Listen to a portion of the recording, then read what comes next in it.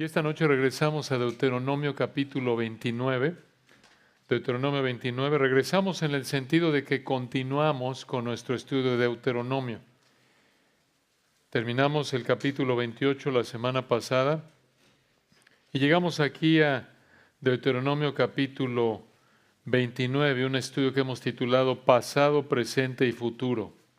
Pasado, presente y futuro. Esta es la primera parte de nuestro estudio, si el Señor quiere, que hemos titulado Pasado, Presente y Futuro. Primera parte en Deuteronomio capítulo 29. Estamos en una nueva sección de Deuteronomio al llegar aquí al capítulo 29. Aquí en los capítulos 29 y 30 de Deuteronomio encontramos el tercer y último sermón de Moisés aquí en Deuteronomio. El primero, recuerdan, lo vimos en los capítulos 1 al 4.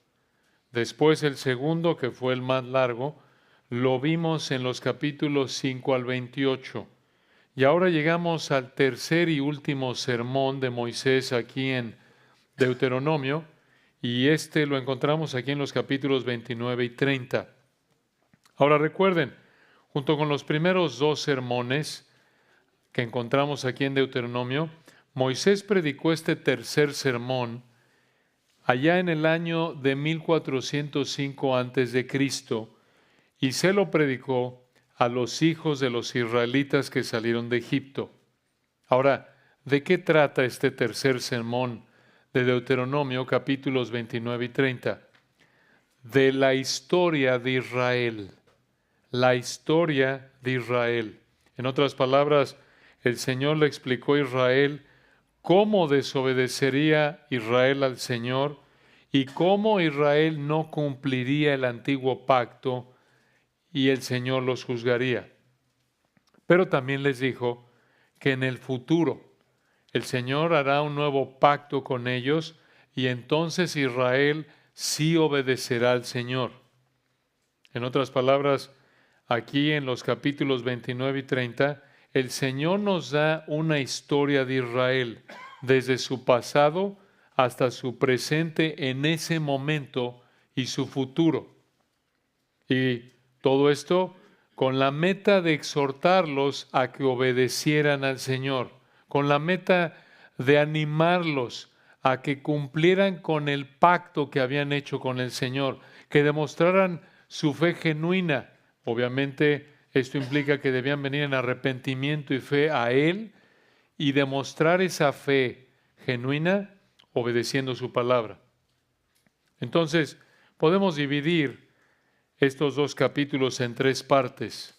Deuteronomio capítulos 29 y 30 podemos dividirlo en tres épocas. Esto es lo que vemos de manera natural. Es evidente en el texto. Vamos a ver aquí en Deuteronomio capítulos 29 y 30 tres épocas de Israel que te motivan a obedecer. Tres épocas de Israel. Tres épocas de la historia de la nación de Israel que te motivan a obedecer. En primer lugar, vemos el pasado de Israel. En segundo lugar, el presente de Israel. Y en tercer lugar, el futuro de Israel. Pasado, presente y futuro. Ahora, vamos a ver cómo ese presente, ya lo dijimos, no es necesariamente nuestro presente. Vamos a verlo en el texto. Entonces, vamos a empezar con la primera en esta noche. Vamos a ver el pasado de Israel. El pasado de Israel lo vemos aquí en Deuteronomio 29, versículos 1 al 9. Vamos a leer el texto que planeamos estudiar hoy, Deuteronomio 29, versículos 1 al 9. Dice así el texto, comenzando ahí en el versículo 1. Estas son las palabras del pacto que Jehová mandó a Moisés que celebrase con los hijos de Israel en la tierra de Moab, además del pacto que concertó con ellos en Horeb. Versículo 2. Moisés, pues, llamó a todo Israel y les dijo: Vosotros habéis visto todo lo que Jehová ha hecho delante de vuestros ojos en la tierra de Egipto a Faraón y a todos sus siervos y a toda su tierra. Las grandes pruebas que vieron vuestros ojos, las señales y las grandes maravillas. Pero, y aquí viene un pero muy importante en el versículo 4, véanlo. Pero hasta hoy Jehová no os ha dado corazón para entender, ni ojos para ver, ni oídos para oír. Versículo 5. Y yo os he traído 40 años en el desierto, vuestros vestidos no se han envejecido sobre vosotros, ni vuestro calzado se ha envejecido sobre vuestro pie. No habéis comido pan, ni bebisteis vino, ni sidra, para que supierais que yo soy Jehová vuestro Dios. Y llegasteis a este lugar, y salieron Sehón, rey de Hesbón, y Og, rey de Basán, delante de nosotros para pelear, y los derrotamos. Y tomamos su tierra, y la dimos por heredad a Rubén y a Gad, y a la media tribu de Manasés. Guardaréis, pues, las palabras de este pacto, y las pondréis por obra, para que prosperéis en todo lo que hiciereis. Veamos el versículo 1 entonces para comenzar esta sección que cubre el pasado de Israel, aquí en Deuteronomio 29, 1 al 9. Vean ustedes el versículo 1. Aquí encontramos una transición, quiere decir un punto de cambio, para entrar a este tercer y último sermón en Deuteronomio. Terminamos ahí en el 28:68 con el segundo. Ese sermón explicamos que cubrió prácticamente la mayoría del libro de Deuteronomio, del capítulo 5 hasta el 28, y ahora en el 29:1. Estas son las palabras. Una pausa ahí. Esta es una frase importante, misma frase en hebreo que se usa en el 1:1. Pueden escuchar la misma frase o lo pueden apuntar ahí si están tomando notas. Deuteronomio 1:1 dice, estas son las palabras que habló Moisés a todo Israel este lado del Jordán en el desierto. Entonces, Deuteronomio 1:1 inicia el libro con la frase, estas son las palabras. Misma frase, idéntica en hebreo, ahí en el 29:1, véanlo, estas son las palabras. ¿Por qué es importante esta frase? Porque esta frase muestra que puede ser vista como transición a una conclusión, como el inicio de una nueva sección. Esta sección, por lo que viene después, sería la conclusión al libro de Deuteronomio. Vean aquí el versículo 1, si lo tomamos de nuevo de manera general. 29:1, estas son las palabras del pacto que Jehová mandó a Moisés que celebrase con los hijos de Israel en la tierra de Moab. Esa frase, la tierra de Moab, nos recuerda el lugar donde estuvo Israel, el lugar donde estuvo esta segunda generación del Éxodo, los hijos de los que salieron del Éxodo. ¿Recuerdan? Ellos fueron a los que Dios habló a través de Moisés originalmente el libro de Deuteronomio. Y estuvieron ahí, versículo 1, Deuteronomio 29:1, ahí en la tierra de Moab. Allí estuvo esta generación de israelitas, la audiencia original de Deuteronomio, ahí en la tierra de Moab. Ahí los encontramos, de nuevo escuchen, desde Deuteronomio 1:5. No se habían movido, no se movieron. En otros libros del Pentateuco hay movimiento. Por ejemplo, en Éxodo van de Egipto al desierto. Están en Egipto al principio, capítulos 1 al 12. Salen de Egipto, capítulo 3 en adelante. Se asientan en el monte Sinaí. Se quedan ahí. En Números están ahí. Pero luego hay movimiento. Recuerdan, incluso hasta después de salir del monte Sinaí, allá como por el capítulo 10 del libro de Números aproximadamente, allá por el 11 empiezan a viajar. Empieza ese viaje que prácticamente les tardó 40 años para llegar hasta la tierra que Dios les juró. Pero al final de Números los encontramos en la tierra de Moab. Ahí está, de hecho lo dice ahí, escuchen, Números 36:13, el último versículo de Números 36:13. Estos son los mandamientos y los estatutos que mandó Jehová por medio de Moisés a los hijos de Israel en los campos de Moab, junto al Jordán, frente a Jericó.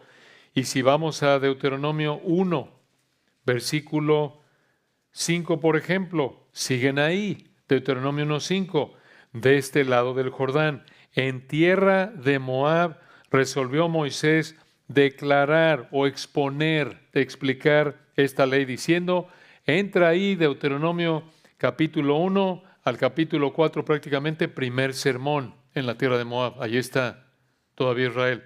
Segundo sermón, capítulos 5 al 28, siguen en la tierra de Moab. Terminó el segundo sermón y empieza este tercer sermón de Deuteronomio 29:1. Estas son las palabras del pacto que Jehová mandó a Moisés que celebrase con los hijos de Israel en la tierra de Moab. No ha habido movimiento. Dices tú, oye, qué profundo, eso lo hubiera visto yo. Bueno, qué bueno, gracias a Dios está en el texto, ahí está. No se movieron. Pero es importante identificar esto porque es necesario, como en todo estudio de la palabra de Dios, entender la situación de las personas que habrían oído esta sección específica de la palabra de Dios. Y esto también nos ayuda a recordar, hermanos, que no estamos tratando aquí con un libro de fábulas. Estas no son las fábulas de Esopo. Estos no son los cuentos de la tía Pepita. Estas no son películas. Esta es historia. Esto pasó. Esto pasó, Deuteronomio 29:1, en la tierra de Moab. Allí estuvo Moisés hace unos 3,400 años, allá por el 1405 antes de Cristo. Esto pasó. Esto no es historia. Esto no es fábula. Esto ocurrió. Ahora vean de nuevo el versículo 1, un punto importante que explicar. Dice el texto, estas son las palabras del pacto que Jehová mandó a Moisés que celebrase con los hijos de Israel en la tierra de Moab. Vean la frase, las palabras del pacto. Pacto, ¿a qué pacto se refiere? Bueno, no todos los comentaristas están de acuerdo en esto. Creemos que se refiere aquí al pacto el pacto específicamente el antiguo pacto.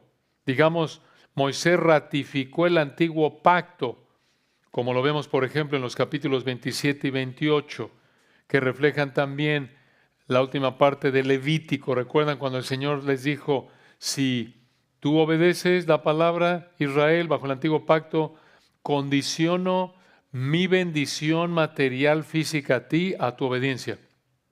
Si tú obedeces la palabra que yo te doy aquí, te voy a bendecir así, hijos, dinero, recuerdan, salud. Si no obedeces, entonces te voy a juzgar en términos físicos. Entonces, aquí esta frase en el 1, estas son las palabras del pacto que Jehová mandó a Moisés que celebrase con los hijos de Israel en la tierra de Moab. Creemos que se refiere a que ratificó, sería la manera de decirlo, el antiguo pacto que prácticamente les dio a los papás de ellos, originalmente ahí en el monte Sinaí, ¿se acuerdan? Ese antiguo pacto también conocido, lo hemos explicado como la ley o el pacto mosaico, resumido en los 10 mandamientos. Ahora observen la última frase del 1. Dice el 29:1, estas son las palabras del pacto que Jehová mandó a Moisés que celebrase con los hijos de Israel en la tierra de Moab, además del pacto que concertó con ellos en Horeb, cuando les dio la ley que mencionó en Deuteronomio 5, 2 al 4. Entonces, creemos que este pacto al que se refiere ahí la primera frase del versículo, se refiere a lo que Moisés les dijo en el libro de Deuteronomio. Prácticamente es una exposición del pacto que concertó con ellos en Horeb. Esto es una ratificación. En otras palabras, como lo vimos en los capítulos anteriores, estos israelitas que oyeron Deuteronomio eran igual de responsables de obedecer este pacto que sus papás. Esa es la idea. Entonces, vean el versículo 2, Deuteronomio 29:2. Moisés, pues, llamó a todo Israel y les dijo, vosotros habéis visto todo lo que Jehová ha hecho delante de vuestros ojos en la tierra de Egipto a Faraón y a todos sus siervos y a toda su tierra. Versículo 3. Las grandes pruebas que vieron vuestros ojos, las señales y las grandes maravillas. Ellos lo habían visto porque ellos estuvieron en Egipto. Ellos salieron con sus papás, recuerden. Entonces, el Señor les dio a estos israelitas, recuerden, estos hijos de los israelitas que salieron allí en el Éxodo, ya aquí son adultos obviamente, estos israelitas que llamamos la segunda generación que salió del Éxodo, ellos a quienes Moisés les predicó el libro de Deuteronomio, ellos, versículo 2, habían visto todo lo que Jehová ha hecho delante de vuestros ojos. Lo vieron, no lo oyeron nada más, lo vieron. El Señor, versículos 2 y 3, les dio una muestra de su gran poder infinito. En las, versículo 3, grandes pruebas que vieron, otra vez reitera, vuestros ojos, las señales y las grandes maravillas, lo habían visto. Recuerden, ellos habrían visto las plagas que fueron juicios contra Egipto, específicamente dirigidos a diferentes dioses falsos de Egipto. Ellos habrían visto allí en Éxodo capítulo 7 al 12, donde encontramos las 10 plagas. Ellos habrían visto la plaga de sangre, habrían vivido las ranas, habrían visto el poder de Dios manifestado en los piojos, las moscas, como lo traduce Reina Valera, el ganado enfermo, las úlceras, el granizo, las langostas, grillos hermanos, no se hagan ilusiones, no langostas de mar, las tinieblas, la muerte del primogénito, culminando ahí, ¿se acuerdan? Que fue la última. Ellos habrían visto el mar rojo abierto después de que salieron. Ellos habrían visto la columna de nube y de fuego. De hecho, lo estaban viendo ahí. El maná, seguían comiendo maná ahí. Agua de manera sobrenatural, recuerdan. Pero escuchen, aunque habían visto todo eso, el Señor en ese punto no les había dado lo más importante. ¿Qué es? Versículo 4. Vean de nuevo el 2, el 3 y luego el 4. Vean el contraste, la diferencia. Versículo 2. Moisés pues llamó a todo Israel y les dijo, vosotros habéis visto, vean esto, todo. No les faltó ver nada que Dios no quiso que vieran. Versículo 2.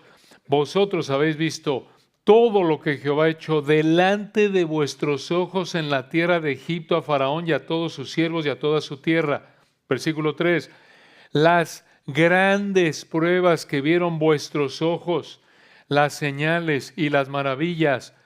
Pero hasta hoy Jehová no os ha dado corazón para entender, ni ojos para ver, ni oídos para oír. Vean qué fuerte diferencia. Pero hasta hoy, versículo 4, Jehová nos ha dado corazón. No les ha dado, vean la palabra corazón aquí, apuntando como siempre a la voluntad, mente aquí, vean cómo lo dice, nos ha dado corazón para entender. Con el corazón entiende uno, lo ven aquí. Aquí el énfasis en la mente, en la facultad de razonamiento. Claro que corazón también involucra la voluntad, los sentimientos. ¿Qué quiere decir eso en el 4? Véanlo de nuevo. Hasta hoy Jehová nos ha dado corazón para entender, o se puede traducir para conocer, ni ojos para ver, ni oídos para oír. ¿Qué significa eso? Que no tenían capacidad espiritual para entender lo que Dios había hecho con ellos. No tenían capacidad espiritual para entender lo que Dios había hecho con ellos. Habían, de nuevo, vean esto, versículo 2, vean el Espíritu de Dios cómo usa una palabra aquí repetida. Vean el contraste en el 2, vean la diferencia. Moisés en el 2, pues, llamó a todo Israel y les dijo, vosotros habéis visto todo lo que Jehová ha hecho delante de vuestros ojos. Versículo 3, las grandes pruebas que vieron vuestros ojos. Pero 4, hasta hoy Jehová no os ha dado corazón para entender, ni ojos para ver. ¿Cómo? Habían visto físicamente, versículos 2 y 3, pero no habían visto espiritualmente, versículo 4. En otras palabras, sí, vieron los milagros en Egipto, no los imaginaron, fue una realidad, pasó, fueron genuinos, Dios los hizo. Vieron los milagros en Egipto, versículos 2 y 3, pero versículo 4, eran espiritualmente torpes, eran espiritualmente ciegos, eran espiritualmente sordos. En otras palabras, no entendían la importancia de eso. No entendían lo que eso reflejaba de Dios. No entendían la realidad de quién es Dios y quiénes eran ellos. Aquí, hermanos, vemos una verdad muy importante. Vamos a estacionarnos aquí porque esto es tan importante. Escuchen, una implicación práctica aquí. Así como ellos, vean ellos, vieron milagros genuinos que realmente hizo el Señor, pero no entendieron la palabra de Dios. Vieron milagros genuinos que el Señor hizo, pero no entendieron la palabra de Dios. Eso fue lo que pasó en los evangelios. ¿Se acuerdan? Por ejemplo, ahí en Juan 6, como una ilustración, Juan 6, cuando el Señor alimentó aquí, nos dice el texto, 5,000, dice aquí en Juan 6, dice aquí en Juan 6, versículo 8, Juan 6, 8, uno de sus discípulos, Andrés, hermano de Simón Pedro, le dijo, Juan 6, 9, aquí está un muchacho que tiene 5 panes de cebada y 2 pececillos. ¿Mas qué es esto para tantos? En Juan 6, 10, entonces Jesús dijo, haced recostar a la gente. Y había mucha hierba en aquel lugar, y se recostaron como en número de 5,000 varones. ¡Varones! Se estima que si sumas a las mujeres y a los niños, que habrían sido hijos de varios de esos matrimonios, tendrás alrededor de 15 a 20,000 personas. Versículo 11, tomó Jesús aquellos panes y habiendo dado gracias, los repartió entre los discípulos y los discípulos entre los que estaban recostados, asimismo los peces cuanto querían. Y en el 12, cuando se hubieron saciado, dijo a sus discípulos, recoged los pedazos que sobraron para que no se pierda nada. Sobró. Esto fue algo obviamente sobrenatural, igual de milagroso que lo que el Señor mismo hizo en Egipto. Y escuchen esto, Juan 6:13. Recogieron pues y llenaron 12 cestas de pedazos, que de los 5 panes de cebada sobraron a los que habían comido. ¿Cómo es eso? Empezaron con 5 panes de cebada y terminaron con 12 cestas de pedazos. El Señor lo hizo, creó el alimento. Y versículo 14, aquellos hombres entonces, viendo la señal que Jesús había hecho, dijeron, este verdaderamente es el profeta que había de venir al mundo. Dices tú, ¿y se convirtieron? No, estaban impresionados por el milagro, pero no eran salvos la mayoría de ellos. Y esto lo sabemos porque allá adelante recuerdan en Juan 6, versículo 66, dice en Juan 6, 66, desde entonces muchos de sus discípulos, de los que estaban ahí, de los que se habían beneficiado del milagro, muchos de sus discípulos volvieron atrás y ya no andaban con él. No les interesaba realmente la palabra de Dios, porque en el 60 dice, al oírlas, muchos de sus discípulos dijeron, dura es esta palabra, ¿quién la puede oír? Pero, eso sí, y dijo en el 64, hay algunos de vosotros que no creen. En cambio, contraste, Simón Pedro, en el 67, recuerdan, dijo entonces Jesús a los 12, ¿queréis acaso iros también vosotros? 68, le respondió Simón Pedro, Señor, ¿a quién iremos? Tú tienes palabras de vida eterna, y nosotros hemos creído y conocemos que tú eres el Cristo, el Hijo del Dios viviente. Y Jesús les respondió, no os he escogido ya vosotros los 12 y uno de vosotros es diablo. En otras palabras, fue porque Dios escogió a los que Él quería que creyeran, que pudieron creer. Entonces, hermanos, es lo que sucedió con estos israelitas. Es lo que sucedió, recuerdan, en Lucas 16, misma verdad. Vayan ahí o pueden escuchar. Esto es muy importante, hermanos, otra vez de que recordemos que los milagros, el Señor los pudo ir a hacer, los hizo en el caso de Éxodo, lo hizo en Juan 6, pero es posible, como pasó con estos israelitas, como pasó allá en Juan 6 y en muchos otros casos en los evangelios, que ver milagros genuinos no equivale a salvación. No porque alguien vio un milagro se salvó, no. Allí en Lucas, ¿se acuerdan? Lucas 16, la parábola del rico y Lázaro.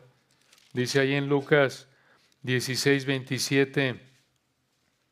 Lucas 16, 27, entonces el rico que está en el tormento, en el infierno, le dijo, te ruego pues, Padre, le está hablando a Abraham, que le envíes a la casa de mi padre. Envía a Lázaro que está ahí en el cielo contigo, Abraham. Versículo 28, esto le dijo el rico, porque tengo 5 hermanos para que les testifique, a fin de que no vengan ellos también a este lugar de tormento. Y Abraham le dijo en el 29, a Moisés y a los profetas tienen, óiganlos, tienen las escrituras, es suficiente. Él entonces dijo en el 30, no, padre Abraham, pero si alguno fuere a ellos de entre los muertos, se arrepentirán. El rico pensaba, no, lo que realmente los va a llevar a que se arrepientan y crean es que vean a Lázaro resucitar y contar lo que vivió aquí. Versículo 31, más Abraham le dijo, si no oyen a Moisés y a los profetas, esto es, si no oyen el Antiguo Testamento, si no oyen las Escrituras, si no lo creen, tampoco se persuadirán, aunque alguno se levantare de los muertos. Hermanos, esto muestra la condición de muerte espiritual en la que está un ser humano sin Cristo por naturaleza. Es tan serio nuestro problema por naturaleza que ni siquiera un milagro genuino, ni siquiera un milagro que muestra el poder de Dios, el poder genuino del Creador de nuestro amado Señor Jesucristo, ni siquiera un milagro puede romper el corazón de piedra de un pecador. Dios tiene que cambiar ese corazón. Por eso es que tienes a parientes en tu casa, a seres queridos, que les hablas y los traes y ven una probada del poder de la palabra, a lo mejor en vidas transformadas en tu vida. Ya no vives como antes, no eres perfecto, pero la dirección de tu vida ha cambiado y no lo pueden negar. ¿Por qué no se arrepienten? Si ven el poder de Dios en transformar tu vida, por ejemplo. Porque eso no es suficiente. De hecho, ellos no pueden. Están imposibilitados. Son responsables, pero son impotentes espiritualmente. Dios tiene que realizar el milagro de hacerlos nacer de nuevo para que se arrepientan y crean. Así de profundo es el problema de pecado del ser humano que puede, regresando de Deuteronomio 29, puede ver, versículo 2, puede ver de nuevo todo lo que Jehová ha hecho delante de vosotros, de vuestros ojos en la tierra de Egipto, a Faraón y a todos a sus siervos y a toda su tierra. El ser humano es tan pecador que puede ver, Deuteronomio 29:3, las grandes pruebas que vieron vuestros ojos, las señales y las grandes maravillas, pero versículo 4, no entender, no tener entendimiento espiritual. A estos israelitas de Deuteronomio 29, Dios no les había dado la capacidad de entender quién era Él, no les había dado la capacidad tampoco de obedecer el pacto que Él había hecho con ellos. Hermanos, esta es una afirmación muy, muy fuerte de la condición de muerte espiritual en la que estaba Israel aquí en Deuteronomio 29:1. Qué fuerte, hermanos, qué importante recordar esto. Cuando la Biblia dice que los dio vida a vosotros cuando estabais muertos en delitos y pecados, es muertos espirituales. Tan muertos que pueden ver milagros genuinos como los israelitas aquí, y aún así, versículo 4, no entender quién es Dios, ni tener el deseo ni la capacidad de obedecer el pacto que Él había hecho con ellos en este caso. Y vean por favor el texto en el versículo 4, ¿quién lo hace? ¿Quién es el que capacita al ser humano para entender quién es Dios, quién es el ser humano y lo que significa su palabra y la obligación que conlleva entender su palabra? Versículo 4, pero hasta hoy Jehová no os ha dado corazón para entender, ni ojos para ver, ni oídos para oír. ¿Quién es el que lo tiene que hacer? Dios. La salvación es de Jehová. Como siglos después, pasó lo mismo con esa generación de israelitas. ¿Recuerdan que rechazaron la predicación de Isaías? Ahí en Isaías 6:10, cuando el Señor le dijo a Isaías, ahí en el 6:10, engruece el corazón de este pueblo y agrava sus oídos y ciega sus ojos, para que no vea con sus ojos, ni oiga con sus oídos, ni su corazón entienda, ni se convierta y haya para él sanidad. Y lo mismo pasó otra vez, siglos después, con la generación de israelitas que rechazaron al Señor, como lo vemos en Mateo 13:15.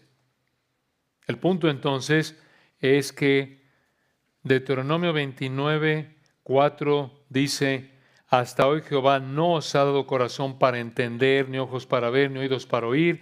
Estaban espiritualmente muertos. No podían entender. En términos de 1 Corintios 2:14, el hombre natural no percibe las cosas que son del Espíritu de Dios, porque para él son locura, y no las puede entender porque se han de discernir espiritualmente. Y hermanos, aquí el versículo 4 de nuevo, cuando dice hasta hoy Jehová no os ha dado corazón para entender, ni ojos para ver, ni oídos para oír. Dios no les había dado la capacidad espiritual para entender de nuevo quién era Él, ni de obedecer el pacto que Él había hecho con ellos. Esta afirmación de la soberanía de Dios de nuevo la vemos remarcada en Mateo 11:27, en ese texto hermoso, y vemos que, escuchen esto, Jehová, en el 4 que dice 29:4, hasta hoy Jehová nos ha dado corazón para entender, es el Señor Jesucristo, es el Hijo eterno. Y esto lo vemos, por ejemplo, en Mateo 11:27. Allí en Mateo 11:27 dice, recuerdan, todas las cosas me fueron entregadas por mi Padre, y nadie conoce al Hijo sino el Padre, ni al Padre conoce alguno sino el Hijo, y aquel a quien el Hijo lo quiera revelar. Qué potente es eso. Si el Señor Jesucristo no quiere revelar al Padre a alguien, esa persona está en Deuteronomio 29:4.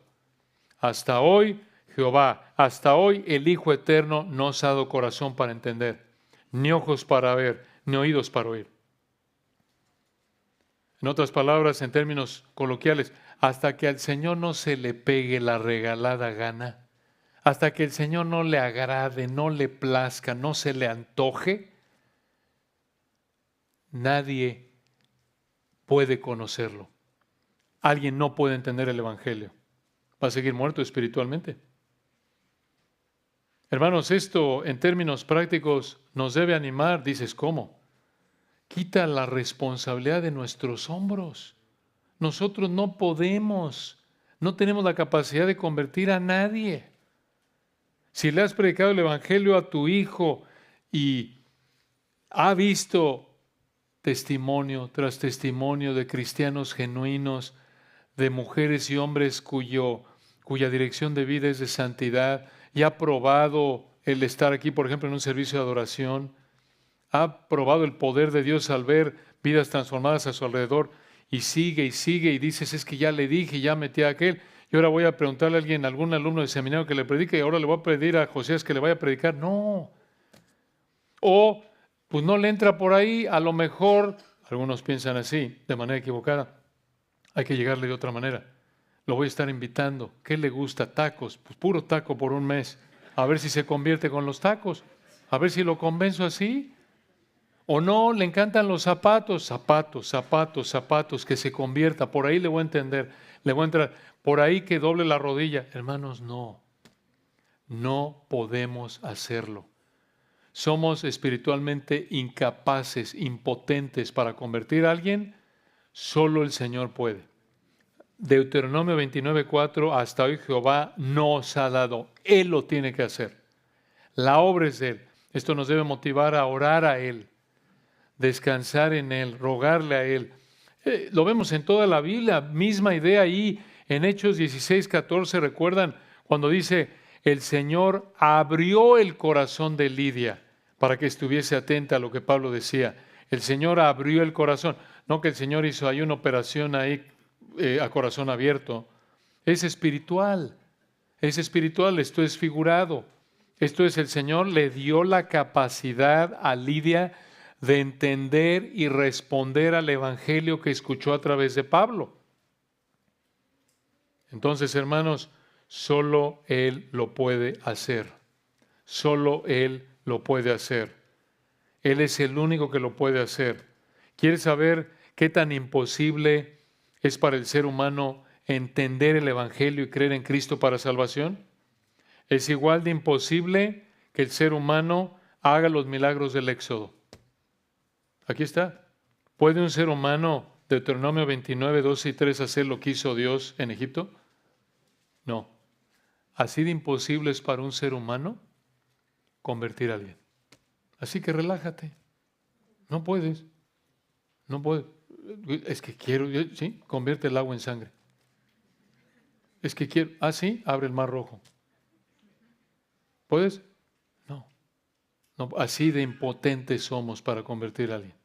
Solo Dios puede. Aquí tenemos, en términos teológicos, las doctrinas de la depravación total y la soberanía de Dios en la salvación. Solo Dios lo puede hacer. Depravación total, el ser humano, quiere decir, el pecado ha afectado toda parte del ser humano a tal grado que el ser humano no puede hacer nada para ganarse la salvación, ningún mérito para ganarse el favor de Dios. El ser humano está totalmente incapacitado, inhabilitado, imposibilitado para creer el evangelio y salvarse. ¿Quién es el único que puede hacer que alguien crea? Versículo 4, Jehová nos ha dado corazón. Dios lo tiene que hacer. Y por eso, 1 Timoteo 2, 1 al 8, nos manda a orar por la salvación de todos los hombres, por los reyes, todos los que están en eminencia. Solo Dios lo puede hacer. Esto no nos debe llevar a la apatía, sino al contrario, a ser fieles. Persuadimos a los hombres, decía Pablo en 2 Corintios 5, os rogamos reconciliados con Dios, predicamos y descansamos en que el Señor es el que lo hace. Nos cuesta trabajo a veces a algunos, más que otros, el recordar esta verdad, porque a veces nos carga, nos apasiona y nos entristece, nos duele, nos carga el ver a la gente que no responde. Pero tenemos que regresar a esta verdad. Y tampoco caer de nuevo en el otro extremo, que bueno, como es la obra de Dios, pues yo me siento y no hago nada. No, estarías pecando.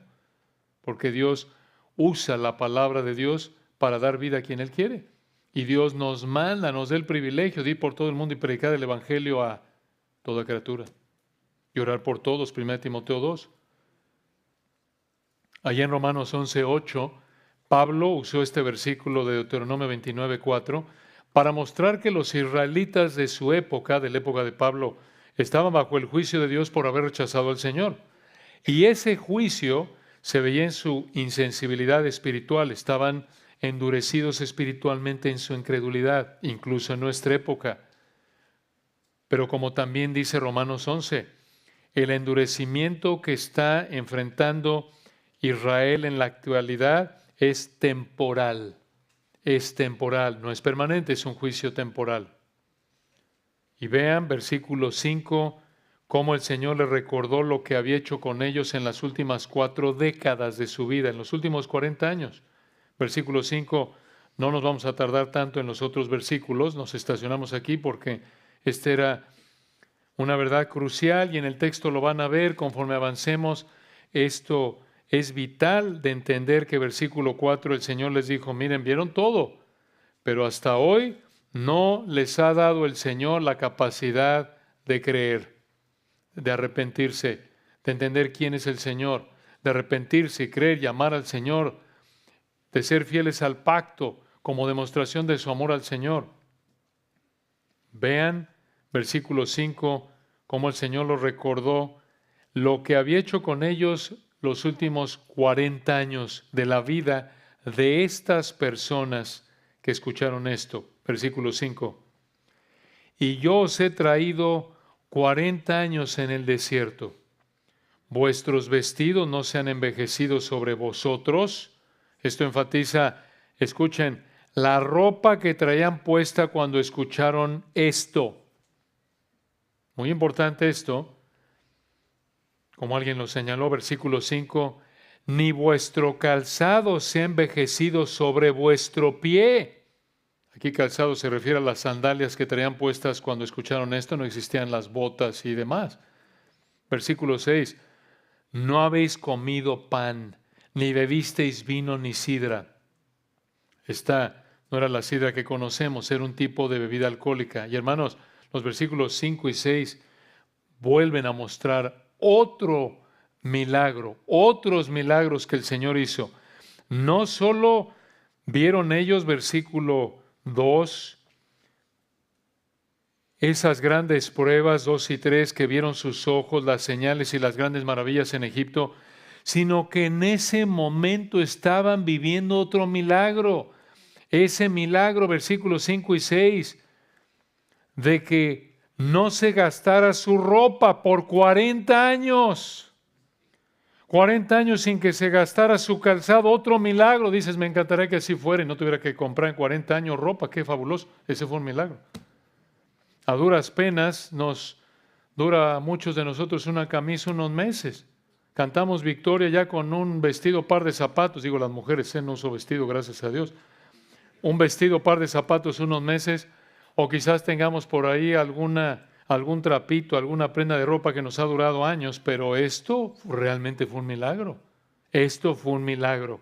Y encima de eso, versículo 6, no habéis comido pan, ni bebisteis vino ni sidra. ¿Cuándo? Versículo 5, en estos 40 años en el desierto. ¿Qué quiere decir eso? ¿Cómo se relaciona eso de que en el 5 os he traído 40 años en el desierto y en el 6 no habéis comido pan ni bebisteis vino ni sidra? En otras palabras, no comieron ni bebieron mediante el proceso normal, como alguien señaló, de cultivar y cosechar la tierra. 40 años sin comida, digamos, 40 años sin comida normal en el desierto. ¿Cómo sobrevivieron? Maná y tomando agua diario de la roca, otro milagro. Y ya lo hemos comentado antes, hermanos, pero no hay registro de que hay un problema de gripa. Es otro milagro. El Señor les proveyó de tal manera un alimento que realmente no vemos que estuvieran enfermos por una deficiencia alimenticia. Hombre, es que el maná, pues, puro carbohidrato, es como comer puro pan, Señor, y las vitaminas, estamos todos anémicos. No. Se enfermaban, ¿saben cuándo? Cuando pecaban. Y cuando Dios les mandaba un juicio y los enfermaba. Ahí se enfermaban. Pero si ellos eran obedientes, por el maná no se enfermaban. Por deficiencia alimenticia no se enfermaban. Es que les faltaba vitamina B. No. El maná era el verdadero superalimento. Milagroso. De nuevo, hermanos, esto mostró la fidelidad del Señor, el poder del Señor. Recuerden, cuando salieron de Egipto habían salido alrededor de 2 millones de personas.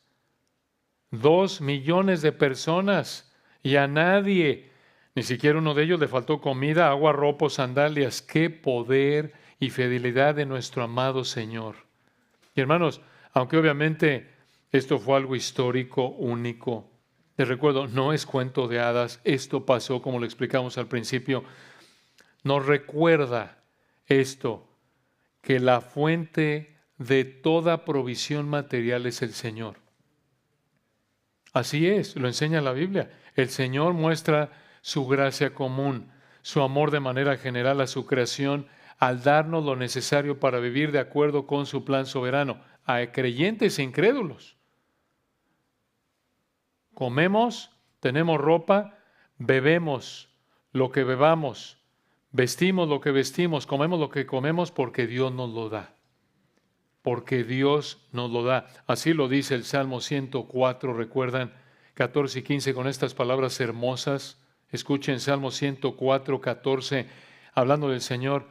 Él hace producir el heno para las bestias y la hierba para el servicio del hombre, sacando el pan de la tierra y el vino que alegra el corazón del hombre, el aceite que hace brillar el rostro y el pan que sustenta la vida del hombre. Por eso, como cristianos en particular, debemos concentrarnos en ser obedientes, confiar en nuestro buen pastor, quien nos da lo necesario para vivir de acuerdo con su plan perfecto para cada uno de nosotros. Por eso dice Mateo 6, 31 al 33, no os afanéis pues diciendo qué comeremos o qué beberemos o qué vestiremos, porque los gentiles, los incrédulos, viven para eso.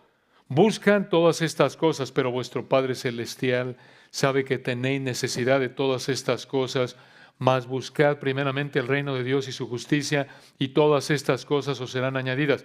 ¿Te las va a dar de manera milagrosa como Israel en Deuteronomio? No. ¿Te las va a dar contigo sin hacer nada? No.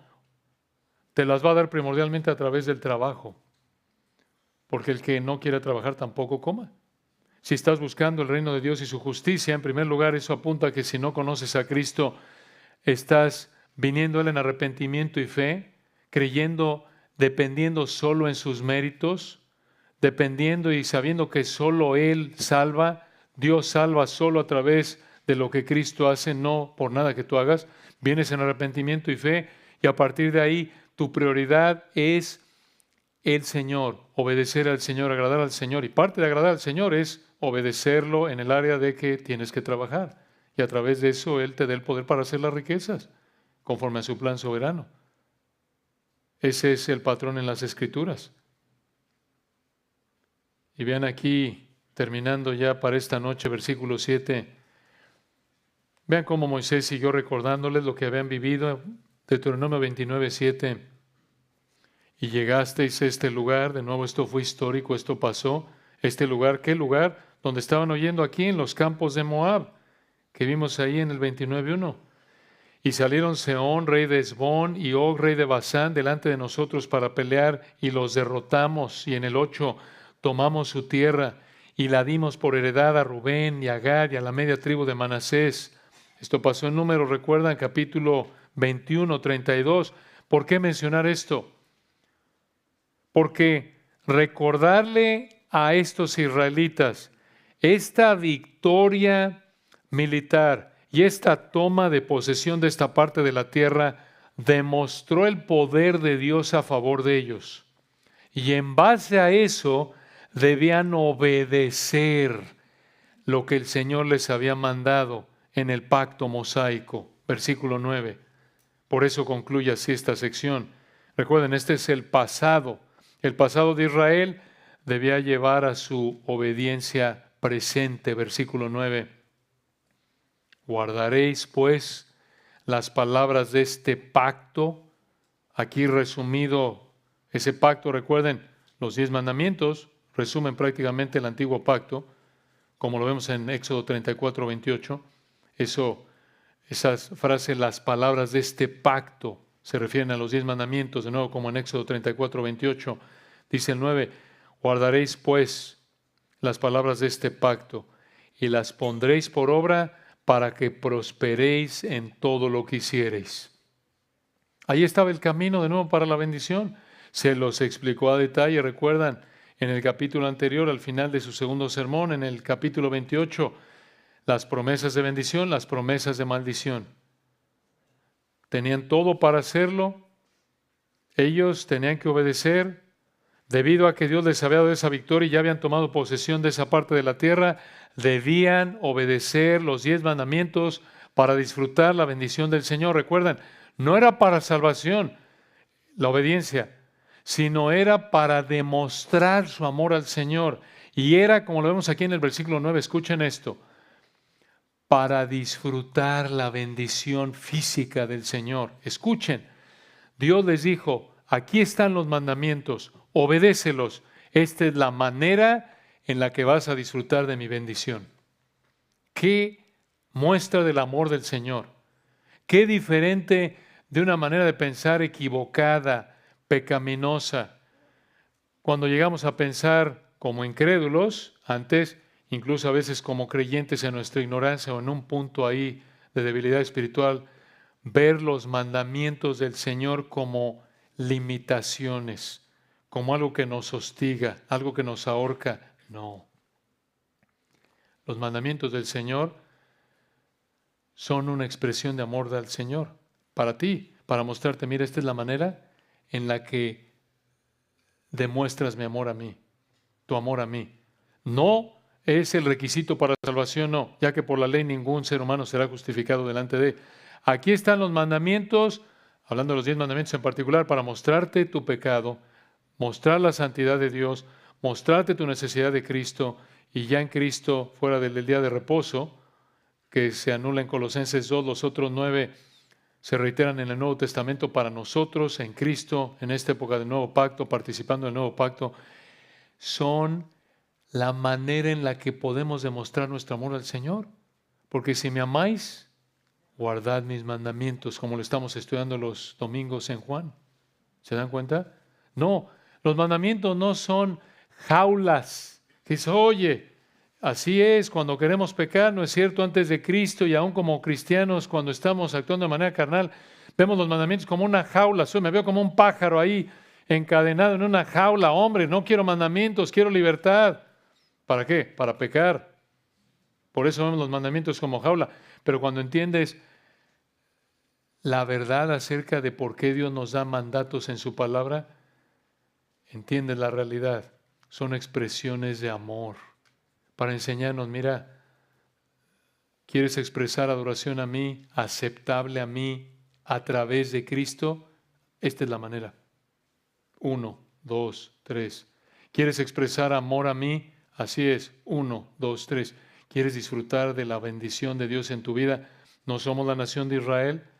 No nos ha prometido Dios bendecirnos de manera física, con trabajo, dinero, salud, si obedecemos como a ellos bajo el antiguo pacto. No, no somos la nación de Israel, no estamos bajo el antiguo pacto, pero si obedecemos, disfrutamos de la bendición de el fruto del Espíritu, por ejemplo.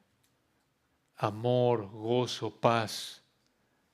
Qué bendición, ¿no es cierto? Poder vivir en gozo, paz, como resultado de que estamos expresando nuestro amor al Señor por la capacidad que el Espíritu nos da. Qué bendición son los mandamientos. Por eso dice 1 Juan, sus mandamientos no son gravosos, son un deleite.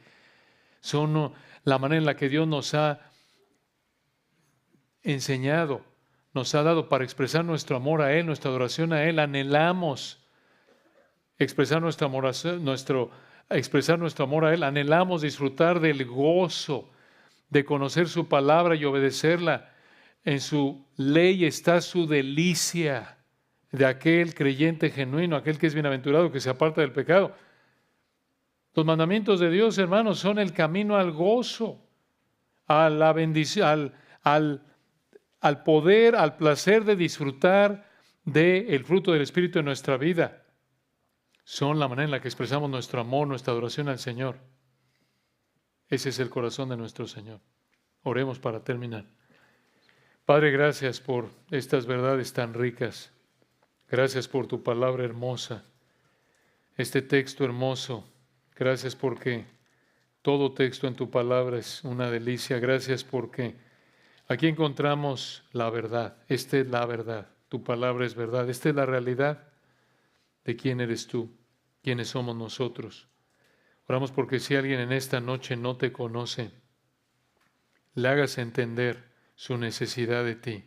Cierto que solo tú nos puedes dar la capacidad de creer y al mismo tiempo tu palabra nos hace responsables.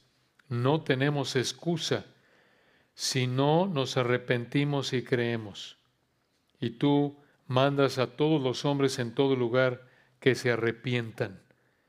y vengan a ti reconociendo que solo en Cristo hay salvación. Oramos porque si alguien en esta noche está en esa situación, tú le hagas entender el Evangelio y venga a ti a pedirte misericordia y lo salves. A través de la fe únicamente, aunque no lo merece, en base a lo que tú has hecho, amado Señor, en tu vida, muerte y resurrección. Gracias por esta noche. Damos la gloria a ti. Amén.